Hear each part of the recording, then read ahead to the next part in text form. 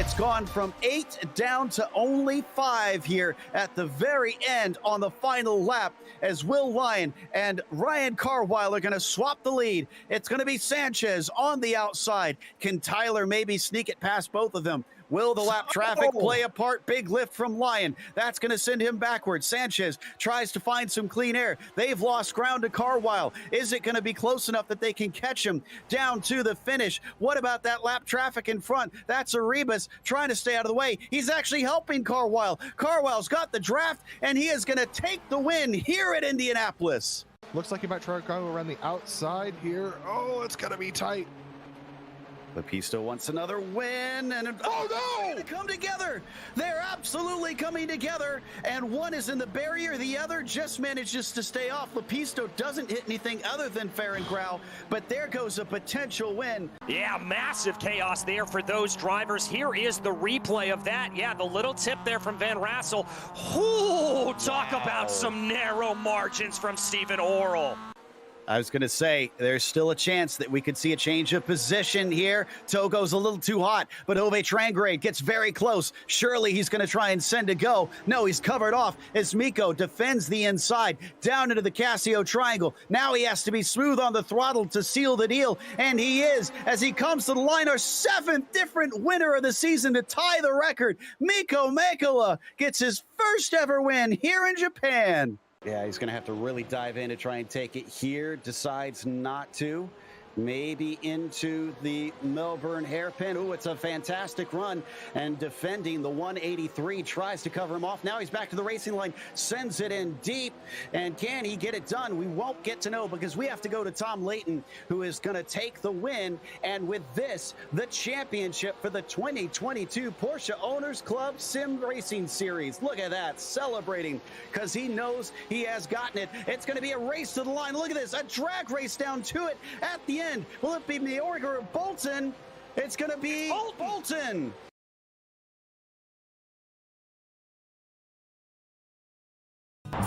Good morning, everyone. I'm going to ride around the world. I'm Mick Claridge, and I'm going to ride around the world on my bike. My son, he gave me advice at the start of this ride, and he looked at me and just said, "Dad, don't be a moron." Let me do my animal signal to gain their respect.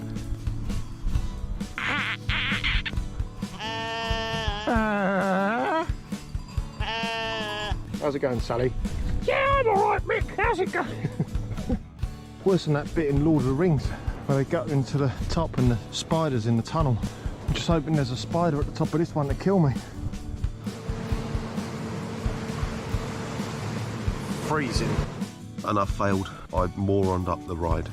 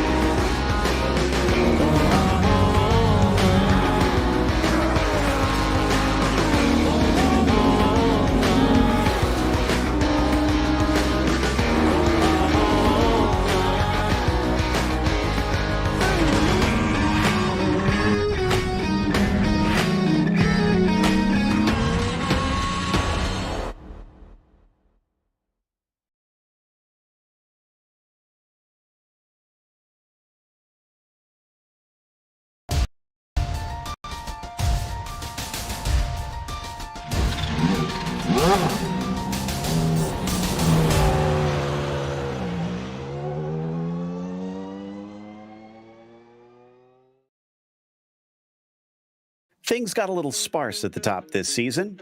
You have to go all the way to 7th to find a spot that can change hands tonight. The range extends as far as 12th place as to who can overtake Abrams for his spot, though, so he'll need to push hard for a good result.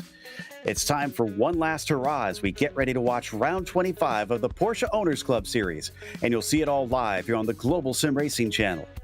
Hi, I'm Joe Peak, and with me in the booth is IMSA driver Joey Atterbury. Behind the scenes is our director Zach Johnson, and he's using cameras provided by Dougie Beard. With Austria playing host to the season finale, why don't we head down for a closer look at this popular venue?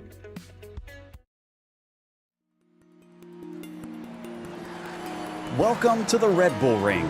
Located near Spielberg, Austria, this track began life in a much more fast and sweeping format. Having gone through multiple different owners, it eventually was snatched up by Red Bull and has its 3 different layouts you see today. While they range roughly between 1 to 2.5 miles in length, the thing they hold in common are fast straights, hard braking zones, and very few corners. In fact, the longest and most common layout, the Grand Prix course, has only 9 of them. Spots like Remus and Gosser are the most popular corners for overtakes, but both involve dramatic elevation changes. Each have their perils. Remus tends to see drivers make contact when the blind cutback often goes wrong, whereas Gosser tempts you into braking far too late, and the downhill nature shoots cars miserably into the gravel. A few swift bends still scatter the track, with turns like Lauda, Rent, or A1 really testing a driver's accuracy at high speeds. However, most of them don't send you off into the grass. Rather, there is a lot of paved runoff. But they often include some nasty curves most cars will want to avoid hitting, as they've been known to damage suspension and undertrays. A variety of types of racing compete here, with everything from lower Formula open wheelers to motorcycles, touring cars, and all the way up to Formula One holding events regularly. Set among the gorgeously picturesque Alps and including great racing on a challenging and history-rich circuit, it's easy to see why fans and drivers are both eager every time they come for a race.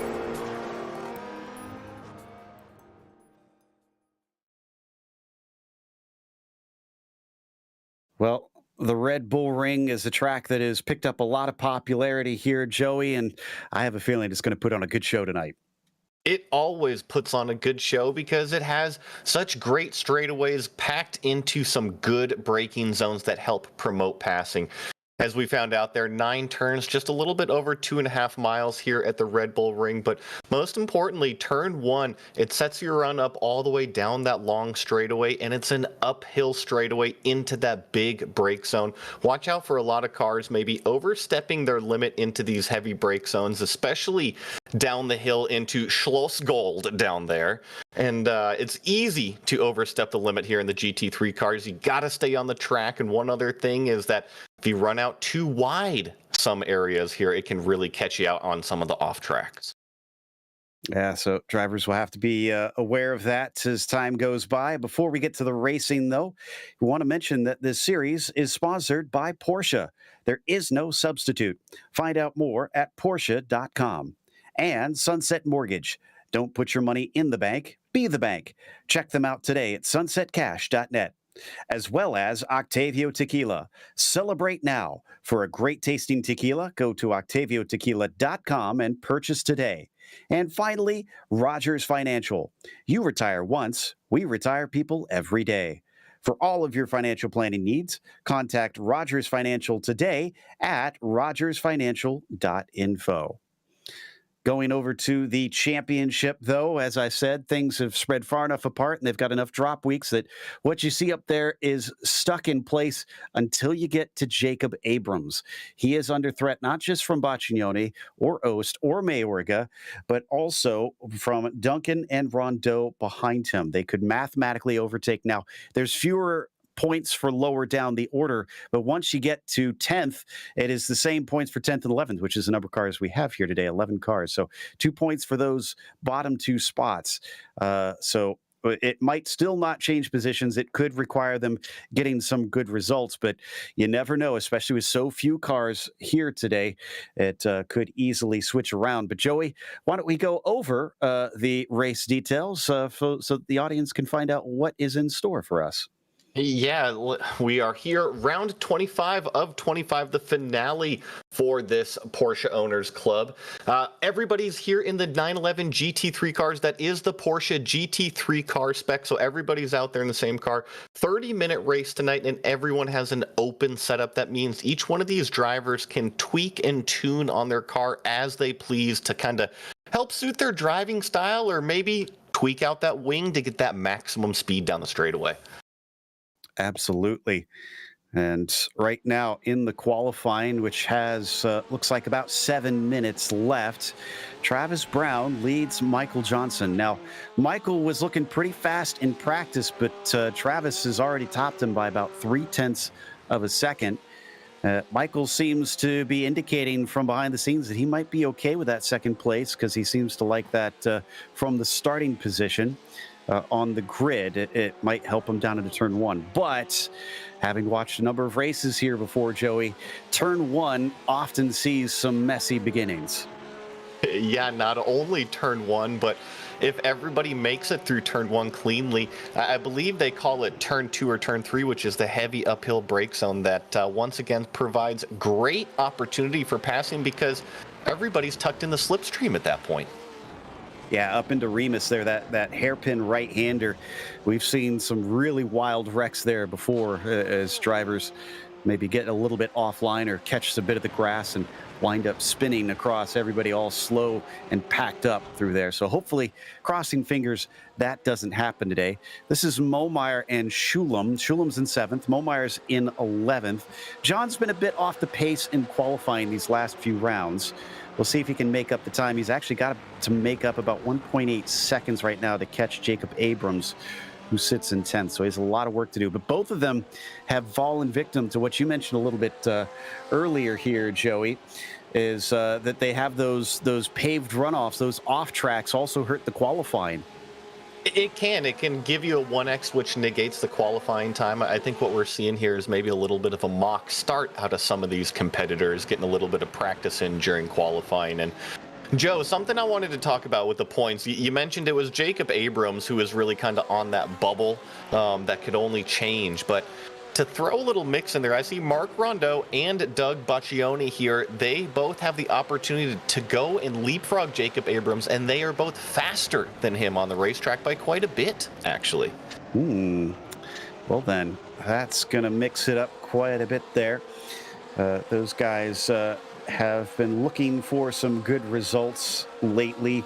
Baccioni hasn't seen a podium finish since actually he had a win at round 20, which was at Laguna Seca that he managed to get that one. It was a long time coming, and it was a much needed good result. But since then, hasn't even seen a top 5, I don't believe. Yeah, hasn't been inside the top 5 since then.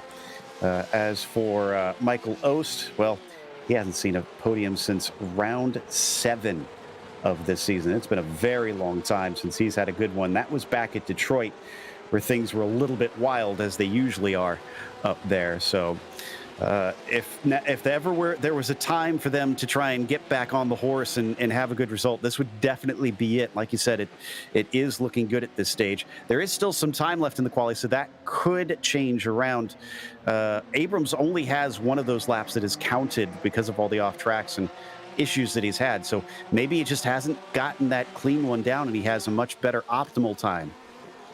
It might be the case as we see another kind of mock start. It'll be interesting to see once we get all 11 cars out there, see if they play this nicely going down here into turn 1. As I think they're just trying to figure out the braking zones. It's so different. Everybody thinks, oh, turn 1 is the same thing. It doesn't matter, if I'm starting the race or just doing a regular lap, but your speed is totally different, which is going to make your brake zone totally different in terms of length and your brake marker. And it's also going to make your rolling speed through apex different because you don't have any temperature in your tires at that point.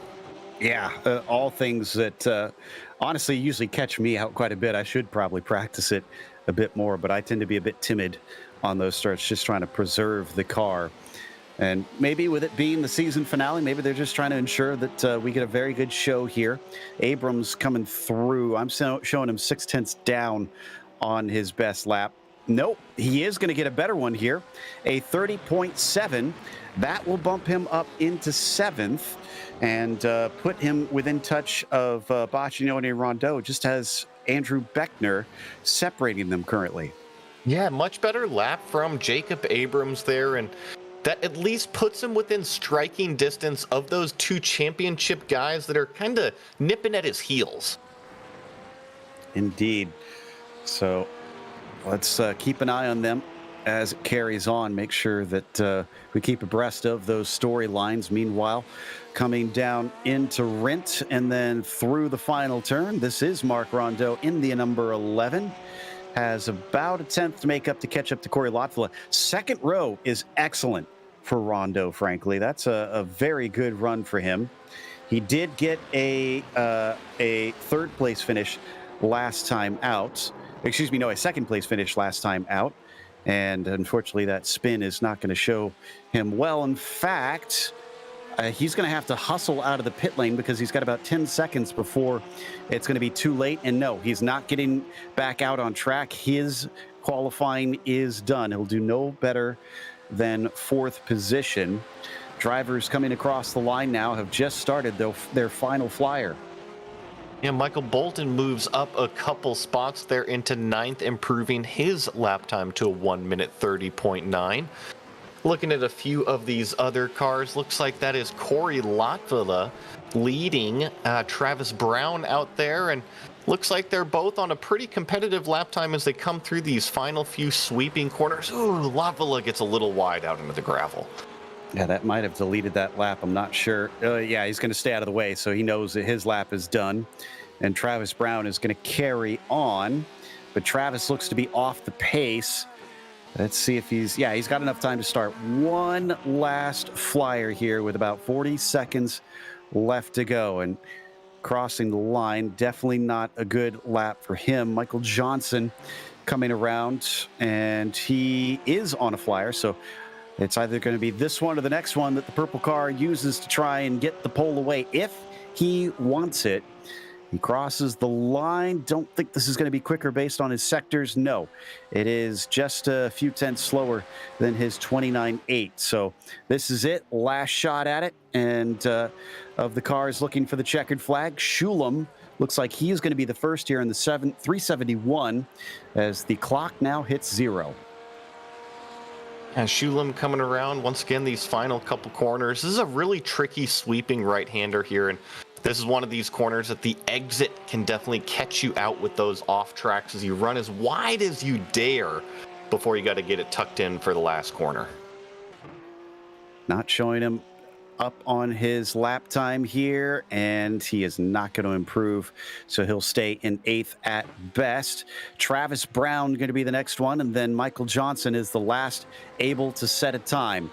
Brown showing at 7+ tenths of a second, which is an indication that he's not going to be able to put himself farther out of reach of Johnson, who is hovering right about at his best time. But he has to make up 3 tenths, so he's going to have a mega final sector to really do anything compared to Travis Brown, who now crosses the timing line, and that one doesn't count for Travis. He is done for the session. Not for the season, though, as he's got to try and take the win after this. And then Michael Johnson out of the final corner. Looks like he's still about 2 tenths down, but he's going to take the lap anyways as he crosses the line. And that's it. He is going to wind up having to settle for second place. That means our grid is now set for today, and Travis Brown has managed to take the pole after he had a bit of an absence, and sadly he slipped out of the battle for 3rd in the points. He's now in 4th, locked into there. Can he finish it off with a bang and a win? Michael Johnson wants to try and deny him that after finally getting back to the top spot for only the 2nd time this season. At the 2nd last round, he's going to be starting from P2. Corey Lotfula in 3rd has been looking for a win since the 21st round when they visited Phillip Island. After that, you've got Mark Rondeau with an excellent qualifying in 4th there. Could he get himself another podium potentially? Doug Boccignone will be in 5th, as Andrew Beckner, who missed much of the season, has returned late in the game, will start from 6th today. From there, it is Jacob Abrams in P7 and Jeffrey Shulam in the 8th position. Michael Bolton starts P9, followed by BJ Fulton in 10th and John Molmeyer in 11th. Federico Del Toro is going to be a did not start, as he is not here. Checking to see if Dan Fendick has shown up, and it looks like he is going to join him. So, as we said, only 11 cars that we expect to see lining up here today, Joey. And they are currently sitting on the infield portion, waiting for that Porsche pace car to lead them to the green flag one last time. Yeah, this is always the calm before the storm, and you always get the nervous butterflies. And I know for me in the sim, I just get the anxiety feeling. I'm not sure what's about to happen. And I know that in the sim, it can be chaos in turn 1, and it's important to keep your calm, keep your cool, because in order to finish first you must finish. Definitely in this series, especially where sometimes attrition can play a factor. Love these shots of the surrounding hills. This, I think, is one of the most picturesque racetracks in the world, honestly, when you get here and look around. But drivers will have no time for sightseeing. They'll be getting on their way. It looks like it's gotten a bit cloudy since qualifying, and it is kind of cool out there at only 78 Fahrenheit on the track itself. Yeah, but it's relatively cool. We'll just kind of have to keep an eye on it, because if it does warm up, these cars will slide around. But I would take that mid-70s, pretty nice afternoon. Absolutely. Looking pretty ideal. And they are on their way, as Travis Brown will have control once that pace car peels in. It'll go in early with the way the pit entry is here. And he has to wait patiently until they get around that final corner before he can take off. There it goes. Pace car is in. Brown looks for the final turn as he goes just over the curb. Has a nose ahead of Johnson here. Waiting for the call here from Barney the flagman. And there it is. Green flag is out for the last race of the season. Not a great start for either on the front row. In fact, look at this. Coming up the inside, that is Corey Lotfula looking for the lead by the time they get to Lauda corner, but around the outside, great move by Michael Johnson. He's up to the point. Yeah, and I think it was Boccignone that had a little bit of contact, who's the big loser there, but Michael Johnson leads the field ahead of Travis Brown. They're all single file headed into turn 2. Boccignone got a touch from Abrams. Those are the two that are fighting for positions in the championship. Don't forget, as they swing it around Remus and back up the hill now. Johnson barely holds the lead over Brown. He could attack as they come down into the braking for Schlossgold. Does he defend? Just a little bit. And Brown's not going to take the bait. He'll stay to the outside. He does stay to the outside there. Michael Johnson's going to accelerate up, and Lotfula got a really bad exit. He ran up over the curb, and that allowed Mark Rondeau up underneath on that straightaway. Rondeau back to third now. Oh, diving to the inside. It looks like Lotfula wants that spot right back. They're losing a ton of ground to those top two. They can't mess around like this too long. They can't mess around, and that's brought Andrew Beckner right here. But these two in third place are going to stay side by side, Lotfula and Rondeau. Rondeau's got the track position, but this is a very fast corner. Lotfula takes it in deep. Oh, big problem there from Lotfula as he slides. Is the car going to recover in time? No, it looks very, very loose. 3 wide as they come down the front stretch, and it's going to be Andrew Beckner who takes the most advantage from it. He is now onto the podium. Rondeau wants back in there, but no, he can't quite do it. BJ Fulton absolutely chucking it into the corner. He's going to grab 6th.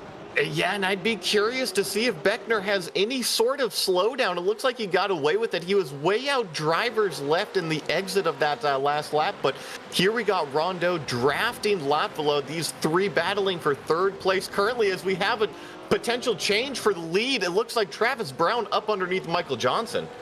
He almost had it, but that tight run through Remus just seems to hinder your exit for any car that attempts it. So Johnson retains the top spot, but now he's got to be watching in his mirrors. Oh, as he catches up a little bit, but a big slide will hinder Brown, and he finds himself 1.3 seconds back. does find himself 1.3 seconds back, and pretty good battle for the lead. But honestly, Joe, I'm really impressed with all of these competitors, specifically 7th, 8th, 9th, and 10th. Jacob Abrams is really kind of leading this train, but they are all stuck nose to tail. Yeah, this is some of the best racing we've had all season. Nobody's been able to run away from each other at this stage, as we see that battle between Fulton and Abrams, but Abrams going to break a little early coming into Rent. Oh, ahead of them a spin. Rondeau, after such a good start, is now flying down the order.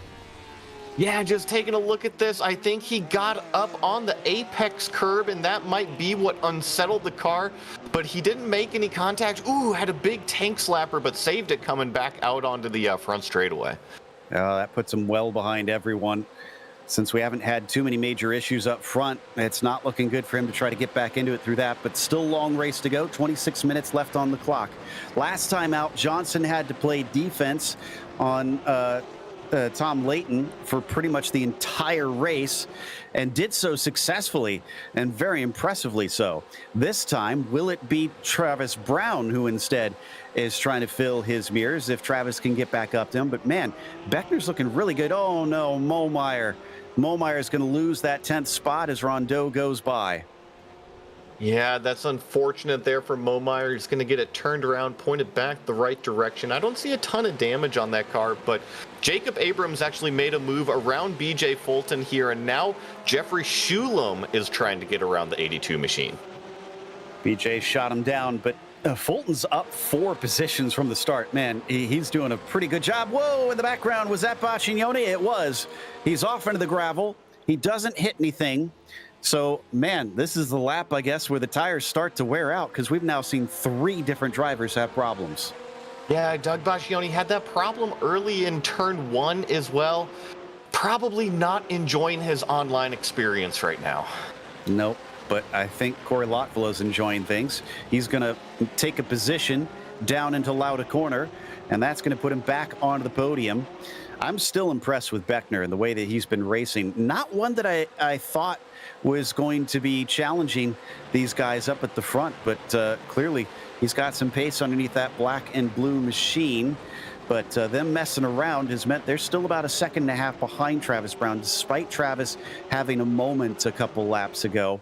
So they're going to have to settle down now, I think, and maybe focus forward. I want to agree with you there. I am impressed with Andrew Beckner as well. It looks like his last lap time didn't count, so he might have made just a small mistake that allowed Corey Lotvillow to come up and catch up. It looks like Lotvillow's in the gravel himself. You're right, Joe. These two need to play nicely if they want to chase down Travis Brown. Yeah, a little bit of gravel there for Corey, and but he's going to clip it again. And doesn't seem to like the handling now that he's got some laps underneath him. Beckner goes back through into 3rd, but again, the messing around has cost them. It's 3.5 seconds up to Travis Brown, and Beckner's really going to have to put his nose to the grindstone. You can still see they still got some cars behind them, including Jacob Abrams. He's up 2 spots. He's handling his business. I mentioned that both Baccioni and Rondeau were faster than Abrams in qualifying, but guess what? That doesn't matter. Here's Jacob Abrams running in the top 5 ahead of those 2 other competitors. Yeah, he's plenty far ahead of them right now, so all he has to do is keep it steady.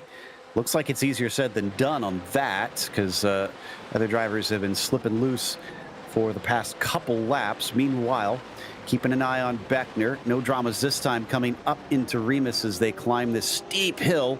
Comes up to a crest, and then it kind of does its little roller coaster here until it plunges back downhill into Schlossgold once again. And this is a very steep plunge down into this right-hander. So steep, it's really easy to misjudge your turn in and apex speed as you kind of dive the car down. And we see here actually running pretty wide.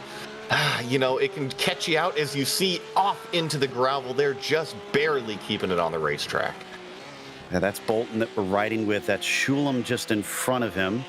I think BJ is really shaking him, so now Schulem's going to have to maybe play a rear guard on this one as they fly through Vert and around into the stretch that leads them to Rinse. Jeffrey handling that one nice and smoothly, not giving any open doors to the 127 for the time being. In fact, it looks like Bolton just keeps missing apexes.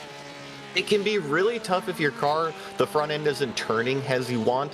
This track has so many high-speed turns. If you don't get the front end turned in time, there's no bringing it back in. Yep, so he'll have to gather it back up as best he can, see if he can attack Shulem. He's got about 0.8 of a second to catch him, at least at this stage. We were talking about Brown, how he slipped back from Johnson. Well, he's cut it down to about 0.3 of a second now. There it is on screen, as the 79 is not going to be dissuaded by a little slip up here and there. He's on a mission. He is on a mission. I agree with you. He cut out a half second out of our leader this past lap. As you see him get really deep in the brakes there, the accordion kind of stretches back out. But I'm curious to see if we see Travis Brown use more exits here, because I'm not seeing all of his lap times register as fast laps. That means he's putting 1x, really using those limits. Yeah, that's a good point, especially considering they have an incident limit of 17 before they get a drive-through penalty. And then actually once they reach 34, they're going to be disqualified. So he's got to keep it tidy here. It's going to be easy to start racking them up, especially if these two are really pushing. I agree, and some drivers will purposely keep some in the bank, if you will, for later in the race when they need to run wide and need to use them. So I'm curious to see if Michael Johnson is kind of racking them up and just kind of keeping that extra speed for later. So coming down towards Remus one more time. Looks like Michael might be picking it up now. The other thing that I've heard recently from drivers, and especially last week as well, that it seems like the aero wake on this latest build of these GT3 class cars is a little bit worse than it used to be, Joey. So I wonder if that's making it tough for Travis to get close enough to attack. That's an interesting point you bring up. It would definitely make it more difficult to get up alongside, but this racetrack with such long straightaways, you'd think that the slipstream would be strong enough to at least get him close enough to make a lunge. Back to Lotvilla once again. He's got Beckner at arm's length, but Abrams has now started to catch up to the number 8 here. Wow, Jacobs really got good pace today, so he could be on course to try and get himself a nice little finish here, maybe a top 5 to his name. Ever since his win that he had back at Laguna Seca, he's going to be pushing hard to try and get himself a better finish here and a better result so that he can lock down this 7th place in the points championship. A little wide there for Corey Lotvilla in front of them, using up another one of those incident points. And you got to be careful, because some of these paved runoffs do have timing markers in iRacing that will tell you to give time back if they feel like you abused it too much. Let me tell you, Joe, I am very familiar with what you are talking about, and I tend to curse it every time it pops up on my screen. But you mentioned Jacob Abrams' pace, and this lap not quite as fast as the leader, but his lap prior was just as fast as our 2 lead cars. It actually looks like Beckner's going to get a great run on Lotvilla, and Abrams has a good run on Beckner. And this is going to pull Abrams up even more. So it might be 2 positions down for Corey. He's going to break deep. He gets down to the apex before the other 2. Oh, but he sends it in too deep. He's slow off the corner. That causes a checkup for Beckner.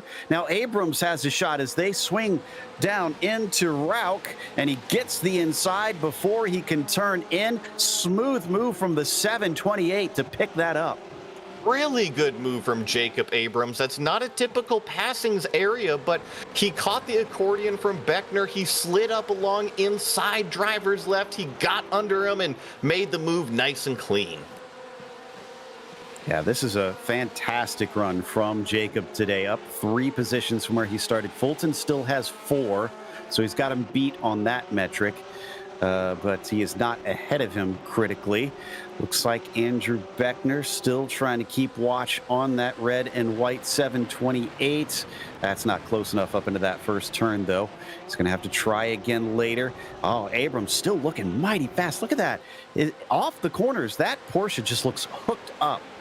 Yeah, we're actually side by side for the lead. Travis Brown tried to go around the outside of Michael Johnson. Not going to work out for him on exit, but he got right up alongside him in the brake zone. Gonna have to start calling him Michael the Brickwall Johnson if he can hold this up. His last performance kept a much faster driver behind, and I think he's getting into the head of Travis Brown. That looked like a desperate lunge. Yeah, it definitely was, but wow, look at this. Beckner still hounding the back of Abrams as well. I know that things are calmed down a little bit up front. I know Travis Brown with his pace might be able to hunt down Michael Johnson, but Michael, I know him personally. He's a great driver in real life, and as long as he keeps driving out the windshield, that's what he needs to do. Well, Travis caught him once. He's only got to catch up half a second here, so I think he's going to be able to do that again, unless he's messed up the tires from here. Oh, the car looks awful loose, so maybe that is a possibility. Maybe he's just overcooked things, needs to back it down and try to bring them back to working temperatures.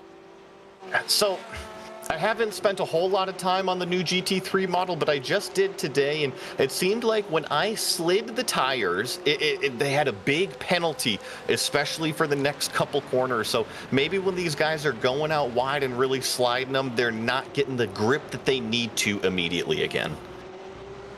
Yeah, it certainly seems like it, because a slide by one driver seems to be followed immediately by the same driver in the next corner. So we watch the battle for the last spot on the podium. Abrams just hovering behind Corey Lotvilla.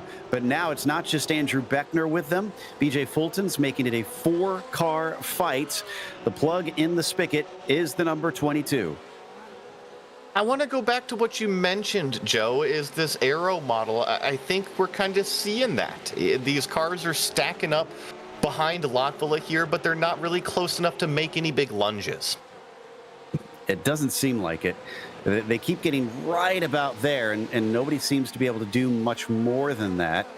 They obviously, this is not their first race with the new model. They had one last week that they were able to incorporate, so they've gotten a little bit used to it, but it's still pretty fresh out there, and some drivers may be adapting a little bit quicker than others. Corey is definitely wielding it to great effect here. As you can see them kicking up the dust as they push the limits of the track and complete lap 10 around the track. We're now halfway through the race, and it is a huge separation from second to third.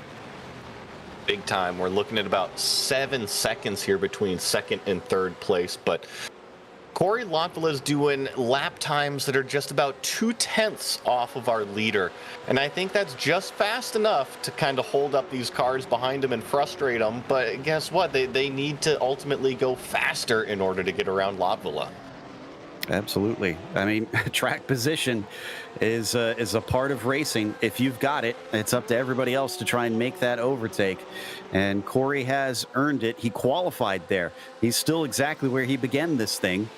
It's Abrams who has made good on earning it in the race itself, getting those 3 positions. In fact, both Abrams, Beckner, and Fulton are all positive to where they gridded up today. This is starting to look close for Beckner.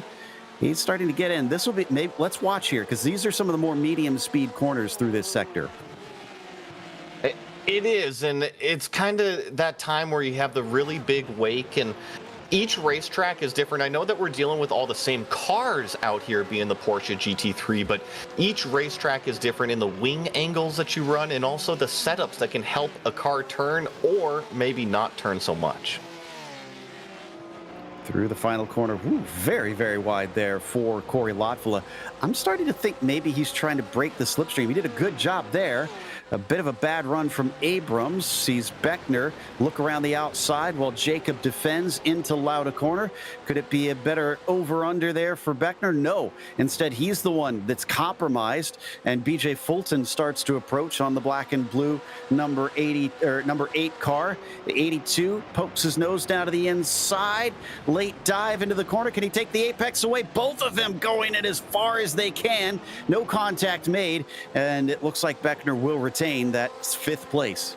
Interesting how it always seems like that outside line, it kind of is king on exit there, and that late lunge up the inside just never pays out unless you can slide up and take that line away from him. We've had another battle back here. This is for 8th position. That's Rondeau, and Boccignone got a better run than Michael Bolton here, and he's going to finish the job down into Schlossgold. And I actually think Boccignone proved us wrong. I think he had the sort of inside line compared. Yeah, it was kind of the inside line compared to Bolton, but Bolton was fighting Rondeau in the moment. So whatever the case, he did make it stick, having gotten the run out of Remus. And poor Mark Rondeau, who is much higher up. Oh, we've had a spin for Beckner. This is coming out of Renton before the final turn. Yeah, just this really fast right-hander here, and looks pretty similar to other spins that we've seen tonight where it just kind of loses the back end of the car and around it goes. That's such a fast series of turns, and car just maybe losing some of its grip, and he over-anticipated what it could do. So that now sends him actually to 10th position. Those 3 that we were just watching battling got their way past. And this returns us to Johnson versus Brown. But Brown doesn't look close enough to me coming into Schlossgold this time. He has gathered him back up and is within range to try and attack, but he's going to have to try and just make those last couple feet. The other thing that I've noticed about Michael Johnson's car is that he seems to be very confident down the straightaway. And what I mean by that is the car looks a little trimmed out. So when Travis Brown does get those runs, he's got to stay in the draft the entire way and then make a very last minute move. Might not be ideal for trying to get around Michael Johnson on the straight. Yeah, he must have really tried to make that thing slippery. And it's paying dividends at this point, because we have to remember that Travis took the pole and Michael qualified in 2nd. So Travis might be a little bit quicker overall on the lap, but I mean, it always sounds like a duh thing, but until you see this in action here, Joey, it's a lot easier to pass on the straights than the corners. Yeah, well, there's a difference between a fast race car for a lap time and a fast race car during the race, and that's exactly what you're seeing. Comparable track, actually Road America, a very medium downforce, medium to high downforce if you're running by yourself, but in a race you really got to have low downforces. You see Travis Brown starting to wear the bumper out of Michael Johnson. Yeah, he might be losing some of that patience once again, trying to send it in deep up into Remus. He knows that he's stronger in the corners, as he's probably observed what we've observed, and he's trying to use it to the best effect, but there's just no place to go. No place to go, and Abrams is actually side by side with Lotfula. Oh, it looks like he's just going to get squeezed out there as Lotfula is hanging on to the final podium spot, but Jacob Abrams, once again, having a great job, or great race, and looks like he's got the speed for 3rd place. Yeah, I think he's got something underneath him, but he needs to bide his time. He needs to try and pressure Lotfula into some sort of mistake if he wants to get it, because he seems to be in something of a similar position to Travis Brown. Fast, but can't seem to find the opening he needs to try and get by. We've seen him get real close to the back of him at various points in these last couple laps as they come onto the main straight. That wasn't a good exit from Abrams that time, though. No, not a good exit in order to capitalize, try to get by Johnson, and Yeah, no, looking at both of these battles here, Abrams needs to kind of close it back up into the slipstream, and BJ Fulton is going to be right there as well. As it looks like here comes Travis Brown, makes contact with Michael Johnson. They both run wide out of this corner. We'll see what happens, but this fight is far from over.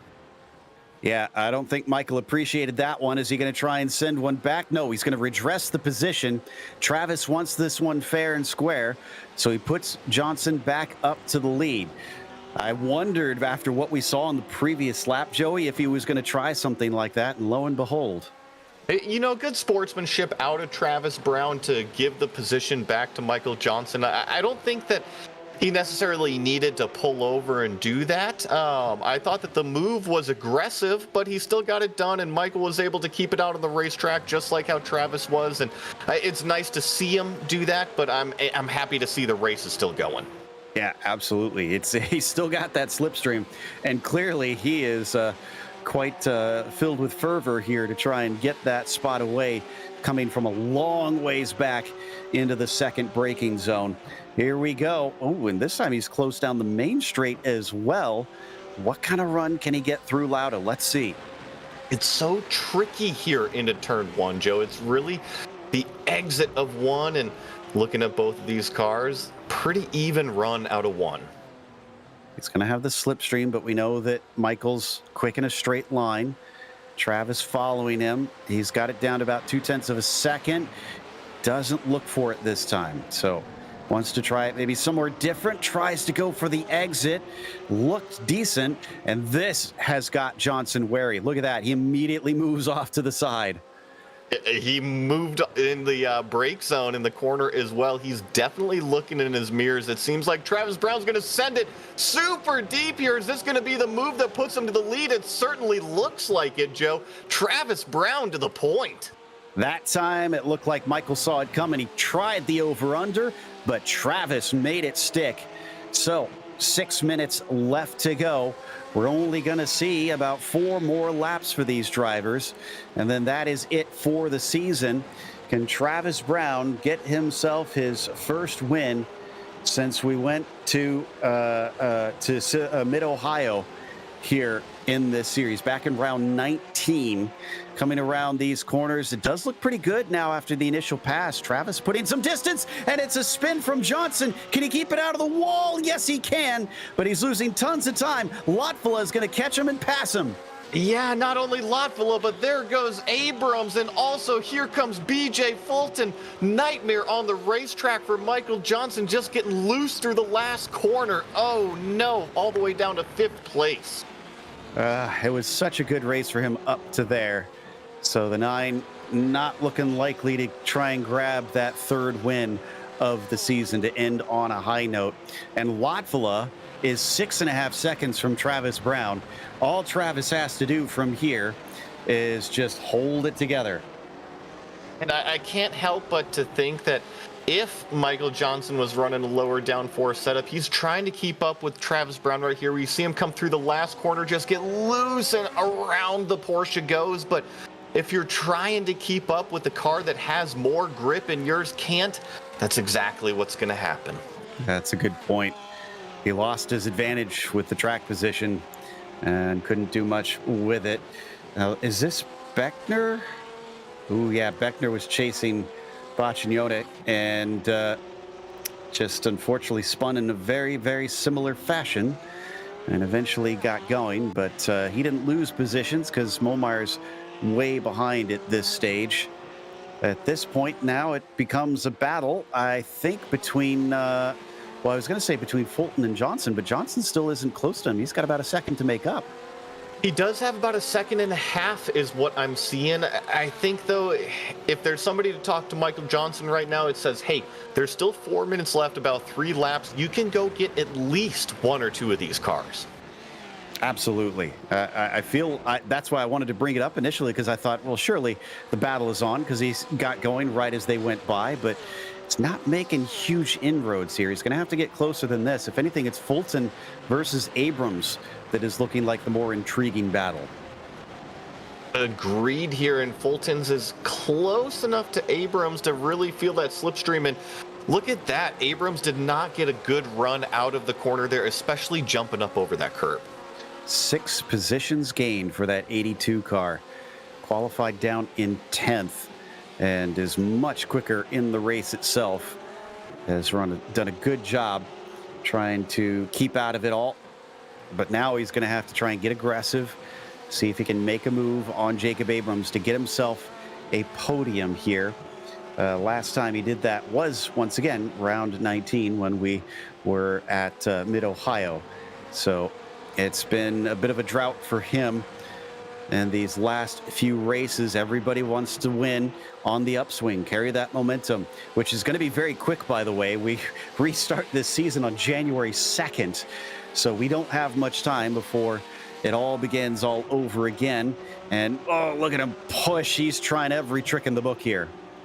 I'm watching timing and scoring here, and the lap times that really all of these competitors are putting down right now, especially BJ Fulton, doing 29s out there on the racetrack. I think he's actually the fastest car right now. I'm sorry, Travis Brown, 129.6 that last time around. Yeah, Travis still looking slightly quicker, but BJ's got rocket out there, that is for sure. But he doesn't have much more time to try and use it. The other thing we have to remember, this is going to be the last time for a while that they use these GT3 class Porsches, because they're heading off to the new Cup car next time out. So that's going to be a change for them. So if you're good with this one, hopefully you're good with the next one if you want to carry that speed as well. And Johnson appears on the scene. Yeah, I was going to say he's been about a second and a half back, but that poor exit from BJ Fulton really just kind of seemed to reel in Michael Johnson. I'm not sure if he's finally got his tires cleaned off, but finally some speed in that purple machine again. Much needed, that is for sure. I'm sure he'd like to at least salvage what he can from today. I'm watching Travis Brown, who is just now coming around to take the white flag, actually. Travis Brown may have missed a few races and lost his shot at not just the championship, but second and then third in the points. But today, he's going to put his stamp on things if he can just do one more circulation around the Ostrike ring. You can see the white flag being frantically waved by Barney. And now things get interesting. Not only do we have Abrams versus Fulton, but Fulton versus Johnson. How is this going to shake out in the last lap of the season? Johnson got a really good exit. I'd expect him to make a move on BJ Fulton here. BJ is going to go defensive. Johnson up the outside. If he can get around the outside, he can have the exit. That's exactly what Michael Johnson is going to do. They're going to go side by side down the back straightaway.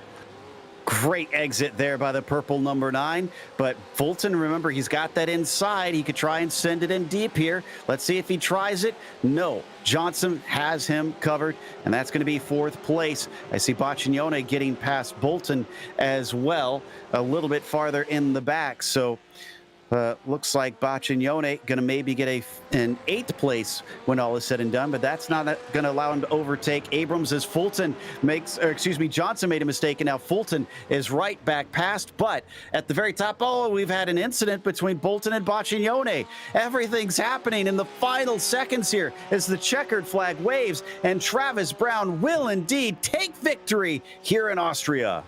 I've been watching, let's see here, Michael Johnson, he's still on the back of BJ Fulton right now.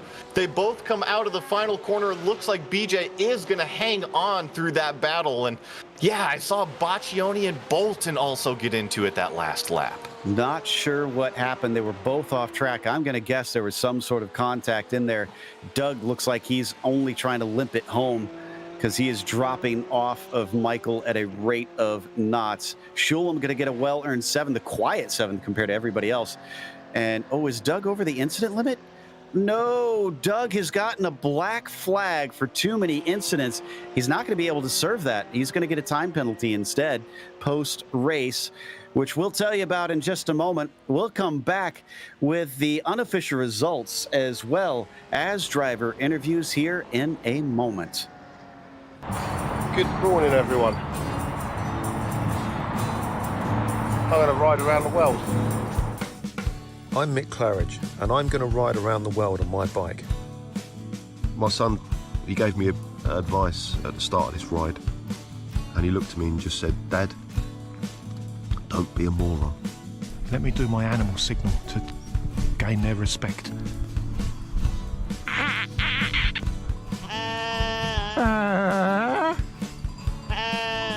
How's it going, Sally? Yeah, I'm alright, Mick. How's it going? Worse than that bit in Lord of the Rings where they go into the top and the spiders in the tunnel. I'm just hoping there's a spider at the top of this one to kill me. Freezing. And I failed. I moroned up the ride.